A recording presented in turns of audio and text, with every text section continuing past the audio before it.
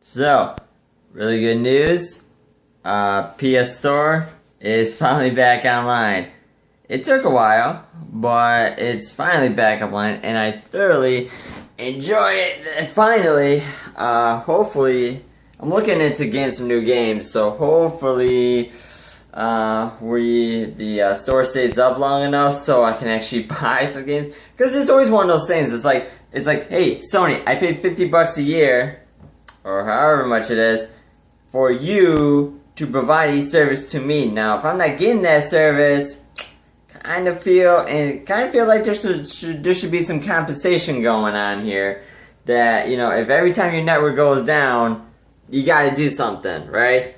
And that's the same thing that goes for like Xbox Live. It's like you pay for a service yearly, and then it goes down, and then it stays down for an X amount of days or an X amount of weeks. It's like you should get compensated for something. So at the same time, you want to kind of balance that power between, you know, Microsoft and Sony and the consumer. Because if you're the consumer, think about it this way. If you're paying for a service, you want the service to work at least 98% of the time. There's always that like 2%, 2 to 5%, you know, ratio where it's not going to work. And, you know, that's not okay, but it's better than like when Sony got hacked like a few years ago, when the PlayStation Network was down for like the whole summer. Like, that shit was crazy, because it's like, how did that happen? We gotta keep preventing that. So now you look at Sony and Microsoft. Okay, what can we do to prevent this problem from happening again? And the always thing is you have to beef up your security.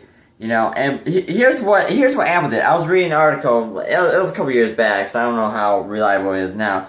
But they were saying that Apple used to hire people who jailbreak, who used to find exploits in their operating system. They would hire them to work for Apple and to patch them. Now that's pretty cool, because that's telling me, well, it's not good for the jailbreakers, but at this point, just get a freaking Android. It's way better anyways.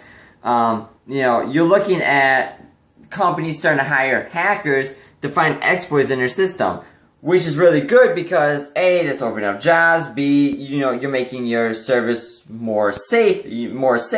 So that's the biggest thing, is because Sony, I guess they got a hold of like 13,000 credit cards. Now me, I've been frantically looking at my bank account, because A, I live alone, I pay bills, I gotta pay tuition next month. So I'm saying I can't afford to lose any money. Like, I just can't. Or afford to get my bank account compromised. So I don't know if I've been compromised or not. I haven't gotten a statement from my bank. I called my bank. They told me that everything was okay. So as of right now, I don't think I've been affected by it. But, you know, to the 13,000 people, you better get your shit together, because, you know, it's going to get crazy. So it's been a bad month for Sony. But the good news is PlayStation Store is back up, PSN is back up, we can go back online. I don't know about Microsoft. Leave it in the comments down below if you have Microsoft, if you have Xbox Live, can you get back on? Because I have PlayStation 4, yeah, call me a Sony fanboy, blah blah blah, go fuck yourself. Anyways, that's all I have for you today. Thank you so much for watching, and as always, I'll catch you guys tomorrow.